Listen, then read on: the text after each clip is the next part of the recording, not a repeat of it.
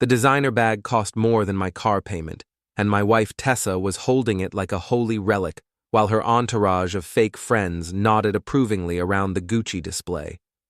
I stood there in my Target khakis, feeling like a turd in a punch bowl, watching her perform this little theater of greed. "Eric, honey, you need to understand," Tessa said, her voice carrying that condescending tone she'd perfected over our 7-year marriage. "This isn't just a purse. It's an investment in my brand, her brand. Christ." 6 months ago, she was selling essential oils on Facebook. Now she had 12,000 Instagram followers and called herself an influencer. The only thing she influenced was my bank account, straight into the red. Laura, her best friend and chief enabler, chimed in with her nasally voice. "Tessa's right, Eric. You have to spend money to make money. That's how business works." I wanted to ask Laura what she knew about business, considering she'd been unemployed since her divorce settlement ran out, but I bit my tongue. Priya stood behind them, giving me that pitying look she'd been throwing my way lately.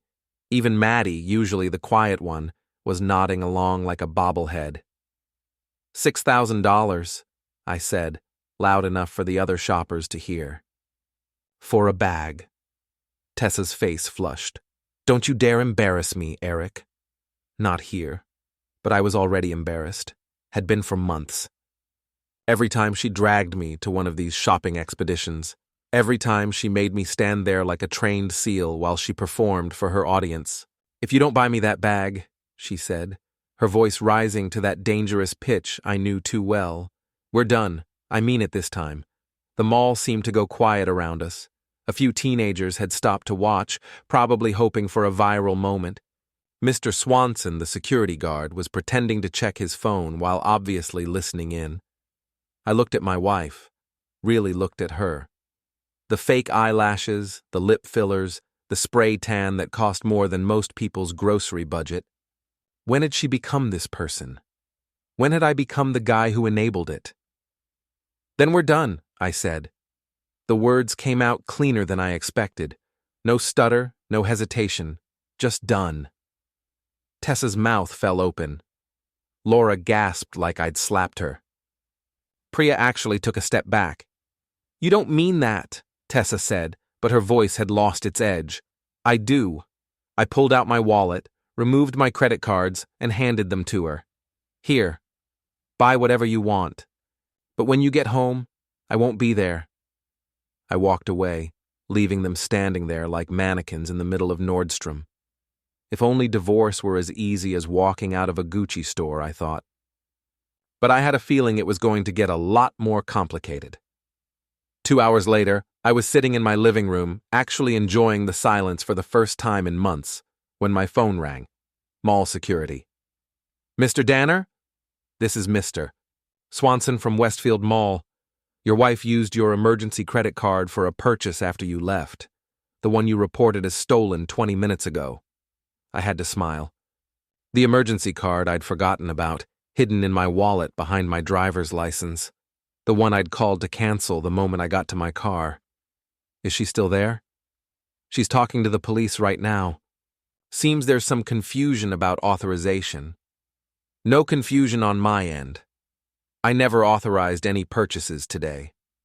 When Tessa finally came home 3 hours later, she was a different person. Gone was the confident influencer, replaced by someone who looked like she'd been hit by a truck.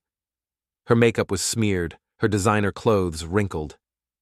"They kept me for 2 hours," she said. 2 hours, Eric. Do you know how humiliating that was? About as humiliating as begging your husband for a $6,000 purse in front of strangers? She started to cry, but I wasn't buying it anymore. I'd seen this performance too many times. "I need to use the laptop," I said, "for the divorce papers."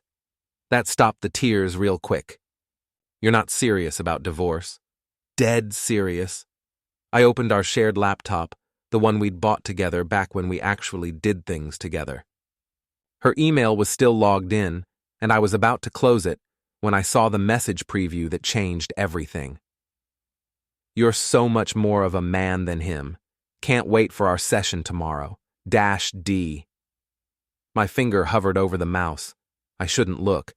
I should just close it and call a lawyer like a civilized person. But I clicked.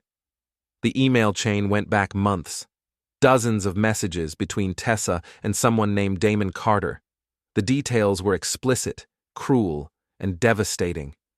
Not just the affair, though that was bad enough, but the way they talked about me. Vanilla Eric. So boring I could fall asleep during sex. He'll never suspect anything. He's too weak. I scrolled through months of my wife's secret life, feeling something cold and hard settle in my chest. She'd been planning this for a while. The shopping trips, the demands for money, the way she'd been treating me, it was all part of some exit strategy. But the worst part was the group chat screenshots she'd shared with Damon. Messages from Laura, Priya, even Maddie, all of them laughing about what a pushover I was. How I'd just roll over when Tessa finally left me. I stood up, walked to our bedroom, and opened Tessa's side of the closet. Designer dresses, shoes that cost more than my monthly salary, handbags lined up like soldiers. I grabbed an armful and threw them on the floor. Then another. And another. "Eric!" Tessa was standing in the doorway. "What are you doing?" "Spring cleaning," I said, grabbing a pair of her precious Jimmy Choos. "Getting rid of things I don't need anymore." "You can't. Those are mine. Bought with my money. In my house. I think that makes them mine." For the first time since I'd known her, Tessa was speechless. I had a plan forming in my head. A beautiful, terrible plan that would give me back everything she'd taken from me. My dignity, my self-respect, my life. But first, I needed to meet Damon. The next morning, I drove to Fitness Elite, the trendy gym where Damon worked as a personal trainer. According to Tessa's emails, he was everything I wasn't. Muscled, confident, and apparently very skilled at helping married women with their flexibility. I walked in wearing my rattiest gym clothes and told the receptionist, Shauna, that I wanted to get in shape. She was a sweet kid, maybe 22, with purple hair and enough piercings to set off a metal detector. "First time?" she asked. "Yeah, my wife's been coming here. Tessa Danner, maybe you know her trainer. Damon something?" Shauna's expression shifted slightly. "Oh, yeah, Damon Carter. He's with a client right now." I could see him through the glass partition, spotting a blonde woman on the bench press. He was exactly what I'd expected, 6'2", spray-tanned, with the kind of muscles that screamed, "I live at the gym." The blonde wasn't Tessa, but the way he was touching her back, adjusting her form with his hands, lingering just a little too long, told me everything I needed to know about his training methods. "Is he good?" I asked Shauna. She glanced around, then leaned closer. "He's popular, especially with the married ladies. I signed up for a membership and a training session with Damon for the next day. Then I hung around the juice bar, listening to the gossip. It didn't take long. 2 guys in tank tops were talking about Damon near the protein powder display. Dude's got like 3 different housewives on the hook," one was saying. "That Tessa chick, she's been here every day this week." "I heard she's leaving her husband for him," the other replied. "Must be nice, having someone else pay for your lifestyle while you bang their wife." I nearly choked on my protein shake. "Yeah, but Damon's playing her too. Saw him with that Laura chick yesterday. They were all over each other in the parking lot. Laura, Tessa's best friend Laura." I sat there processing this information. Not only was my wife cheating on me, but her lover was cheating on her with her best friend. It was like a soap opera written by someone with a psychology degree and a grudge against humanity. That evening, I did some more digging through Tessa's digital life. She'd gotten sloppy, leaving herself logged into everything. Her Instagram DMs, her Facebook messages, even her Snapchat. The picture that emerged was worse than I'd imagined. She and her friends had been planning what they called a breakup party at Damon's apartment for the weekend. The plan was to invite everyone we knew, announce our split, and systematically destroy my reputation. They had talking points prepared. Stories about my failures as a man. Jokes about my job, my appearance, my performance in bed. Priya had even written, "Poor Eric, he's going to be so humiliated. but maybe it'll teach him to step up next time. Next time. Like this was some kind of learning experience for me. I called my best friend Steve, the only person who'd never bought into Tessa's act. "You sound different," he said after I'd filled him in on everything. "Different how? I don't know. Dangerous, maybe? I like it. I'm going to crash their party. Eric, man, that's brilliant." I was going to say potentially catastrophic, but also brilliant. Don't get arrested. Or do, but film it first. I spent the next 2 days preparing. I made copies of everything. The emails, the group chats, the Instagram DMs. I researched Damon's apartment complex, learned about their security system, their guest policies. I even bought a Bluetooth projector, the kind they use for outdoor movie nights. Saturday night arrived like Christmas morning. Damon lived in one of those trendy complexes with a rooftop pool and floor-to-ceiling windows. I could hear the party from the parking garage, music, laughter, the sound of people having fun at my expense. I took the elevator to the 15th floor, carrying my laptop bag and projector like I belonged there. The door to Damon's apartment was propped open, people spilling out onto the hallway balcony. I walked right in. The place was packed with people I recognized. Tessa's friends, some of Damon's gym buddies, even a few neighbors from our street. Tessa was holding court near the kitchen, already a few drinks in, wearing a tight dress that probably cost more than most people's rent. She saw me before I saw her. "Eric?" Her voice cut through the music. "What are you doing here?" The party went quiet, like someone had turned down the volume on life itself. "I heard there was a party," I said. "Thought I should be here for the big announcement." Damon appeared beside her, looking like a bouncer in a designer t-shirt. "I think you should leave, man." "Actually, I think I should stay. This is about me, right?" I pulled out my phone and connected it to the sound system via Bluetooth. Damon's fancy setup made it easy. "What are you doing?" Tessa asked, but she already knew. "I thought everyone should hear what you really think about them." I started with the group chat messages. Tessa's voice, reading from her own texts, filled the apartment through the surround sound speakers. Her real opinions about Laura, desperate and pathetic since her divorce. About Priya, thinks she's so smart but she's just another suburban mom with nothing better to do. About Maddie, boring as watching paint dry. Laura's face went white. Priya looked like she'd been slapped. Even Maddie, quiet little Maddie, was staring at Tessa with something approaching hatred. But I wasn't done. Next came the messages about Damon's other clients. How he'd been telling Tessa she was the only one while simultaneously sexting 3 other women. How he'd been laughing about her desperation with his gym buddies. Damon's face was turning red. "Turn that off. Now." "Or what? You'll fight me? In front of all these people? That would make great content for Tessa's Instagram, don't you think?" I pulled out the projector and aimed it at the blank wall behind the couch. The first image was a screenshot of Damon and Laura in his car, taken from Laura's own Snapchat story. The timestamp showed it was from 3 days ago. Tessa looked at Laura, then at Damon, then back at the projection. "What is this?" "Your boyfriend's been busy," I said. "Show them the rest, or should I?" Damon lunged for my phone, but I was ready for him. I stepped aside, and he crashed into his own coffee table, scattering drinks and snacks everywhere. His gym buddies, Jay and Vince, started laughing. "Smooth, bro," Jay said. "Real smooth." "This is harassment," Tessa said, but her voice was shaking. "I'm calling the police." "Go ahead. I'd love to explain to them how you committed credit card fraud yesterday. I'm sure they'd be fascinated." The room was turning against them. I could see it happening in real time.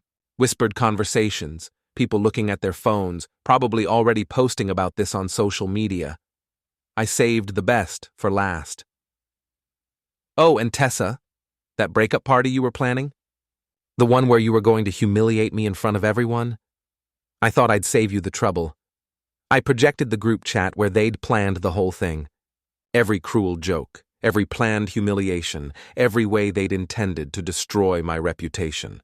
The room was completely silent now except for the sound of Damon's expensive home gym equipment crashing to the floor as I accidentally knocked over my protein shake onto his treadmill. "Oops," I said. "Butterfingers." I walked toward the door, then stopped. "Oh, one more thing." I pulled out an envelope and slapped it into Damon's chest. "Restraining order. Stay away from my wife. Well, my soon-to-be ex-wife." As I headed for the elevator, I could hear the party dissolving behind me.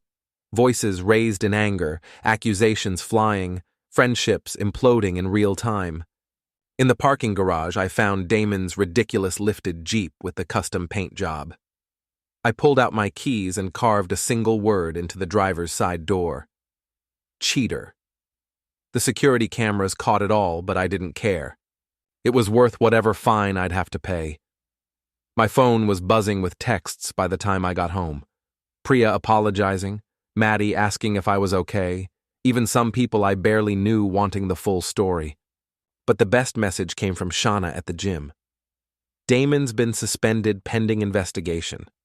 Turns out he's been doing this for years. You're not the first husband to complain." I poured myself a drink and sat on my couch, enjoying the silence. For the first time in months, maybe years, I felt like myself again. But I wasn't done yet. The next few days were a blur of lawyers, paperwork, and social media drama. Tessa's Instagram followers were dropping by the hundreds as word spread about what had happened at the party. Her sponsorship deals started disappearing one by one. She tried calling, texting, even showing up at my work, but I'd already moved the important stuff out of our house and into a storage unit. I was staying at Steve's place, sleeping on his couch and actually enjoying it.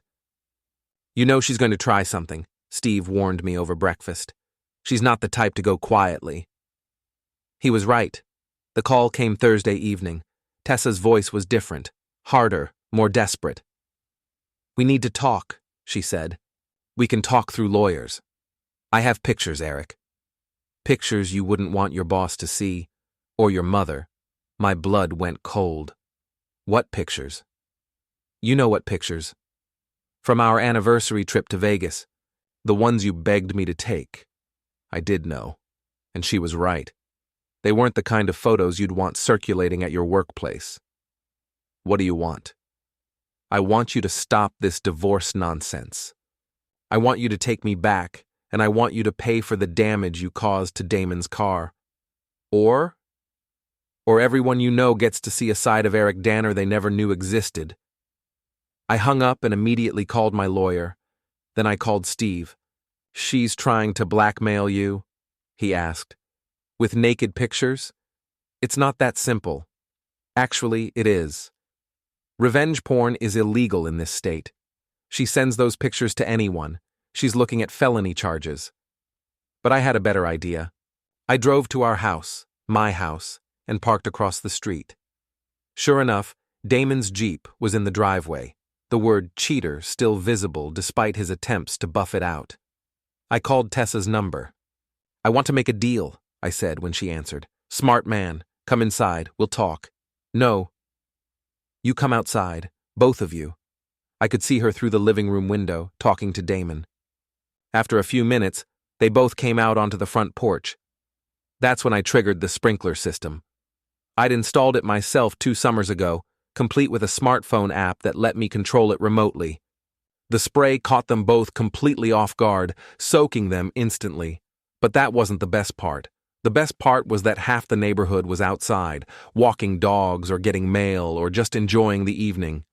They all stopped to watch as Tessa and Damon ran around my front yard like drowned rats, slipping in the mud, screaming at each other and at me. I got out of my car with a megaphone I'd borrowed from Steve's coaching supplies. "Ladies and gentlemen," I announced, "I present to you the 2 people who thought they could destroy my life and get away with it."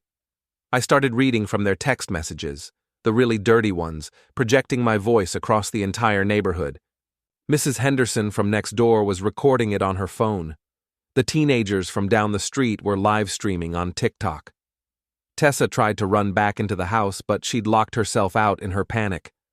Damon slipped in the mud and went down face first, his perfect hair now caked with dirt and grass. The thing about revenge, I continued through the megaphone, is that it's best served wet and in public. That's when the police showed up. But they weren't there for me. They were there because Tessa had outstanding warrants for the credit card fraud, and because 3 other women had filed complaints against Damon for sexual harassment at the gym. As they led Tessa away in handcuffs, she screamed at me, "This isn't over!" But it was. The divorce went through without a hitch. Turns out that when your spouse commits fraud and adultery, the settlement tends to favor the innocent party. I kept the house, the car, and most of our savings. Tessa got her designer clothes and a mountain of debt. Damon lost his job, his apartment, and his reputation. Last I heard, he was working at a 24-hour fitness in another state, probably working his way through a new crop of desperate housewives. As for Tessa's friends, Laura moved back in with her parents after her own affair with Damon went public. Priya actually apologized, and we're on speaking terms now. Maddie just pretended none of it ever happened, which is probably the healthiest response of all. I'm dating Shauna from the gym now. She's 20 years younger than me, has purple hair and a nose ring, and she thinks the whole revenge thing was totally badass. We're taking it slow, but she makes me laugh in a way I'd forgotten was possible. 6 months later, I was cleaning out the last of Tessa's stuff from the garage when I found her old purse collection. Dozens of designer bags, including the $6,000 Gucci that started this whole mess. I loaded them all into my car and drove to the consignment shop downtown. The owner, a sharp-eyed woman in her 50s, examined each bag carefully. "These are all authentic," she said. "High-end pieces. I can probably get you $15,000 for the lot." "Perfect," I said. "I'd like to donate the proceeds to the women's shelter downtown." "In my ex-wife's name." She smiled. "That's very generous." "I like to think of it as a return policy," I said. "Sometimes you have to take back what was never really yours to begin with." As I walked out of the shop, I felt something I hadn't experienced in years. Complete satisfaction. Not happiness exactly, but something better. The knowledge that I'd taken back my life, my dignity, and my future. Tessa had been right about one thing. It was an investment, just not the kind she'd expected.